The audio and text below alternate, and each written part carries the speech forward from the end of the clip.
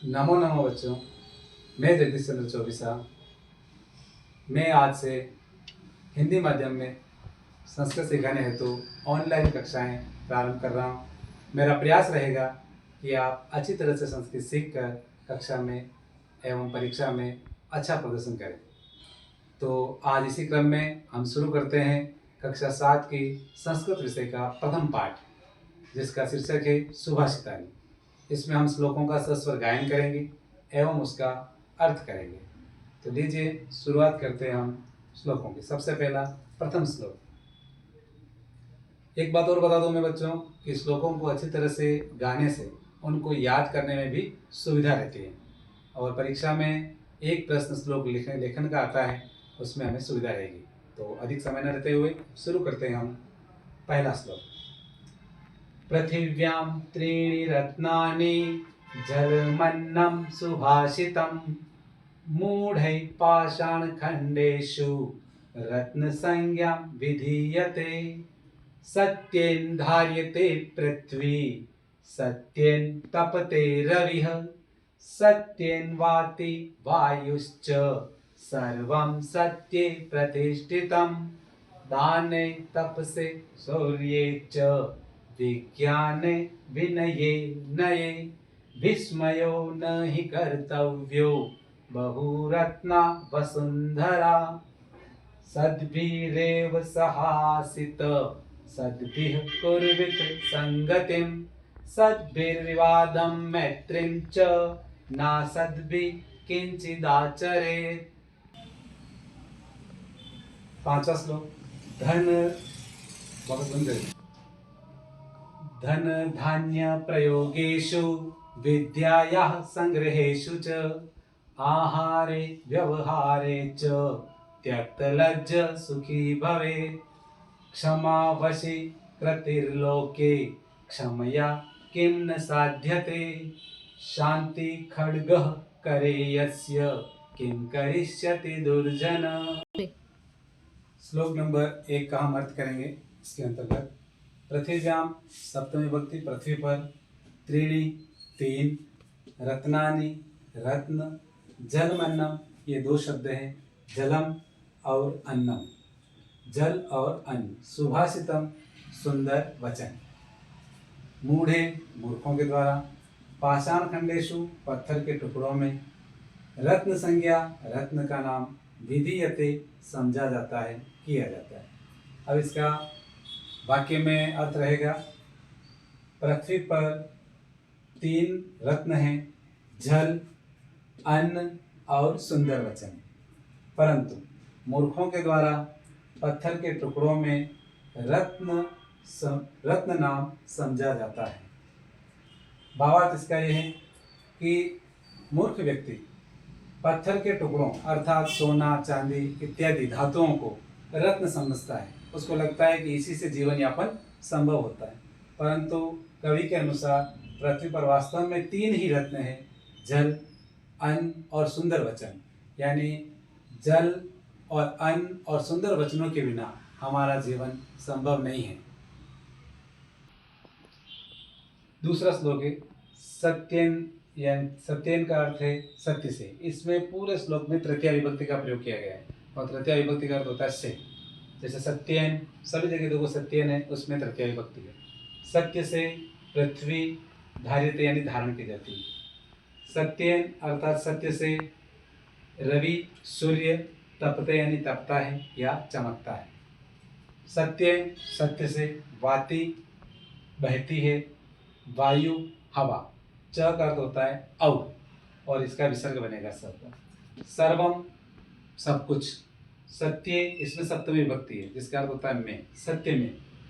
प्रतिष्ठितम अर्थात स्थित है, प्रतिष्ठितम का अर्थ है स्थित है।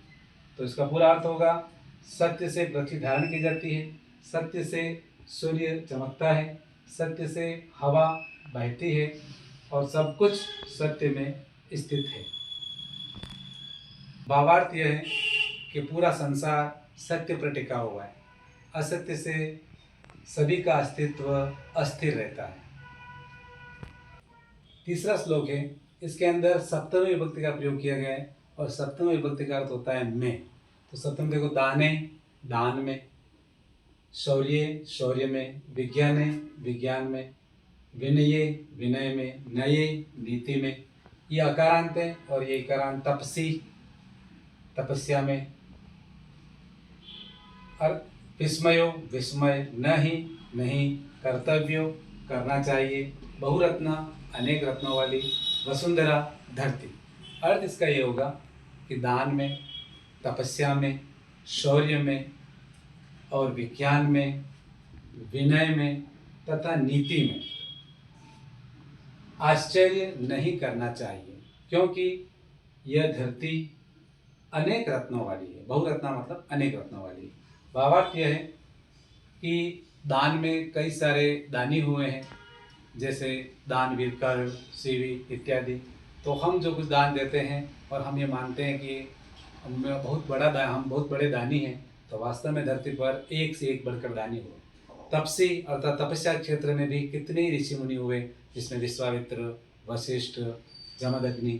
शौर्य का मतलब होता है पराक्रम में भी धरती अनेक रत्नों वाली है, महाराणा प्रताप, छत्रपति शिवाजी, चंद्रशेखर आजाद इत्यादि। विज्ञान के क्षेत्र में भी अनेक वैज्ञानिक हुए हैं, डॉक्टर जगदीश चंद्र बसु, होमी जहांगीर, कल्पना। और विनय क्या अर्थ होता है, विनय में नम्रता में भी बहुत सारे व्यक्ति हुए हैं, जिसमें महात्मा गांधी, जवाहरलाल नेहरू, लाल बहादुर शास्त्री, अनेक उदाहरण हैं। नए का अर्थ होता है नीति में चाणक्य नीति प्रसिद्ध है, विदुर नीति प्रसिद्ध है। ऐसे अनेक प्रकार नीतिवान भी हमारे यहाँ हुए हैं। इसलिए हमें इन सारे क्षेत्रों में आश्चर्य नहीं करना चाहिए, क्योंकि ये धरती अनेक रत्नों से भरी हुई है। चौथा श्लोक पढ़ेंगे। श्लोक नंबर 4।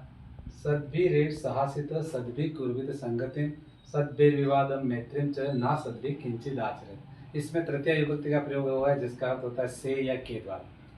जैसे सद्भिरेट, ये संधि विच्छेद है, सद्भिः प्लस एक, अर्थ होता है सज्जनों के साथ ही। साहसित का मतलब होता है बैठना चाहिए। सद्भि का अर्थ होता है सज्जनों के साथ। संगतिम का मतलब होता है रहना या उनके साथ रहना। तो सज्जनों के साथ रहना चाहिए, रहने का कार्य करना चाहिए, कुर्वित यानी करना चाहिए। सद्भि सज्जनों के साथ। विवादम का अर्थ होता है झगड़ा। मैत्रीम मित्रता, तो सज्जनों के साथ विवाद और मित्रता करनी चाहिए। ना सद्भि का तो ये संधि विच्छेद है, न प्लस असद्भि का अर्थ होता है दुर्जनों के साथ। किंचित मतलब किसी तरह का, आचरित मतलब आचरण या व्यवहार, न का मतलब नहीं करना चाहिए। तो इसका पूरा अर्थ होगा और इसमें से करेंगे हम, तो इस तरह से होगा, सज्जनों के साथ ही रहना चाहिए, सज्जनों के साथ संगति करनी चाहिए अथवा रहना चाहिए, सज्जनों के साथ झगड़ा अथवा और मित्रता करनी चाहिए, परंतु दुर्जनों के साथ किसी भी तरह का व्यवहार नहीं करना चाहिए। भावार्थ इसका ये है कि सज्जनों के साथ हम यदि रहते हैं, सज्जनों के साथ उठते बैठते हैं, तो हम उनकी विशेषताओं का अनुसरण ही करेंगे, उनसे मित्रता करते हैं, उनके साथ रहते हैं, बैठते हैं, तो हम सज्जनों के सद्गुणों को अपने अंदर अंगीकार करेंगे। और किसी कारणवश यदि सज्जनों से हमारा विवाद भी हो जाता है, झगड़ा हो जाता है, तो भी उनसे हमें कोई हानि नहीं है, वो हमें किसी प्रकार का नुकसान नहीं पहुंचाएंगे। परंतु दुर्जनों के साथ किसी भी प्रकार का व्यवहार नहीं करना चाहिए, क्योंकि यदि दुर्जनों से झगड़ा करेंगे तो वो हमें हानि पहुंचाएंगे, और दुर्जनों से यदि मित्रता करेंगे तो हम भी दुर्गुणों से ओतप्रोत हो जाएंगे, हमारे अंदर भी दुर्गुण समावेश हो जाएंगे, दुर्गुण। अब हम अगला पढ़ेंगे, 5वां श्लोक। धन धान्य प्रयोगेषु विद्याया संग्रहेषु च आहारे व्यवहारे च त्यक्त लज्ज सुखी भवेत्। इसका अर्थ है सप्तमी विभक्ति इसमें धन धान्य के प्रयोग में, इसमें षष्ठी विभक्ति जिसका अर्थ होता है काके की, विद्या के संग्रह में, आहार में, इसमें भी सप्तमी विभक्ति है, आहार में और व्यवहार में। त्यक्त का मतलब होता है त्याग कर, लज्ज यानी लज्जा को त्याग कर सुखी भवेत् होना चाहिए। अर्थात यह है कि हमें इस संसार में हमारे धन संपत्ति का जो प्रयोग करते हैं उसमें, और विद्या का संग्रह करें, अर्थात विद्या जहाँ से भी मिले हमें उसका संग्रह करना चाहिए, हमें उसे जीवन में अपनानी चाहिए। साथ ही आहार है, अर्थात भोजन करने में, कहीं भी जाए तो भोजन करने में और किसी के भी साथ व्यवहार करें, उसमें हमें लज्जा को त्याग कर सुखी होना चाहिए। कारण ये कि यदि हमने धन के उपयोग में संकोच किया तो हमारा धन पड़ा पड़ा व्यर्थ हो जाएगा, हम जीवन में उसका कोई उपयोग नहीं कर पाएंगे। और विद्या के संग्रह में यदि हम उचित अनुचित का विचार करेंगे तो हम कभी विद्वता को प्राप्त नहीं कर पाएंगे। साथ ही भोजन करने में यदि संकोच करेंगे तो हमें भूखा रहना पड़ेगा, और व्यवहार करने में यदि संकोच करेंगे, लज्जा का त्याग नहीं करेंगे, तो हमारी बहुत सारी जो मित्र हैं उनसे हम मित्रता हमारी घनिष्ठ नहीं कर पाएंगे, यानी मित्रों से हमें हाथ धोना पड़ेगा। इसलिए हमें इन सभी चीज़ों में लज्जा को त्याग कर हमें जीवन को सुख से बिताना चाहिए। अगला है इसमें 6वां श्लोक, क्षमा वशी कृतिर्लोके क्षमया किम न साध्यते शांति खड्ग करे यस्य किम करिष्यति दुर्जन। इस संसार में क्षमा एक वशीकरण है। वशीकृति अर्थ होता है वशीकरण, सबको वश में करने वाला।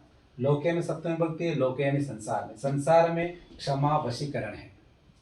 क्षमया इसमें तृतीय विभक्ति होता है जिसका होता है से। क्षमया यानी क्षमा से। किम का अर्थ होता है क्या, न का अर्थ होता है नहीं, साध्यते मतलब सिद्ध होता है। इस पूरी लाइन का अर्थ होगा संसार में क्षमा वशीकरण है, क्षमा से क्या सिद्ध नहीं होता। दूसरी लाइन है शांति खड्ग। शांति खड्ग का होता है शांति रूपी तलवार। करे, करे में सप्तमी विभक्ति है, इसका अर्थ होता है हाथ में। यस्य अर्थ होता है जिसके। किम का मतलब क्या, करिष्यति मतलब करेगा, दुर्जन यानी दुर्जन व्यक्ति। भावार्थ इसका ये कि शांति रूपी तलवार जिस व्यक्ति के हाथ में है, दुर्जन उसका क्या करेगा, अर्थात दुर्जन उसका कुछ भी नहीं करेगा। पूरे का अर्थ है संसार में हमको क्षमावान होना चाहिए। यदि हम क्षमावान हैं तो हमारे सारे कार्य सिद्ध होते हैं, अर्थात हमारी जो शत्रुता है वो धीरे धीरे हमारी समाप्त हो जाएगी। साथ ही हमें शांति का भी पालन करना चाहिए। यदि हम शांति धारण करते हैं तो दुर्जन भी हमारा कुछ भी बिगाड़ नहीं सकते। तो इस प्रकार आज हमने सुभाषितानि पाठ के सभी 6 श्लोकों का सस्वर वाचन एवं अर्थ किया है। अगले सत्र में हम इसके प्रश्नोत्तर को हल करेंगे, और हमारे इस चैनल से आप जुड़े रहें। यदि ये चैनल आपको पसंद आता है तो आप इसे लाइक करें, और आपकी यदि इच्छा हो तो आप इसे सब्सक्राइब भी कर सकते हैं। मेरा अधिकतम प्रयास रहेगा कि मैं आपको सरल से सरल तरीके से संस्कृत सिखाऊं, और उसके माध्यम से आप परीक्षा में अपना श्रेष्ठ परिणाम दें। आज के लिए इतना ही। नमो नमः, धन्यवाद।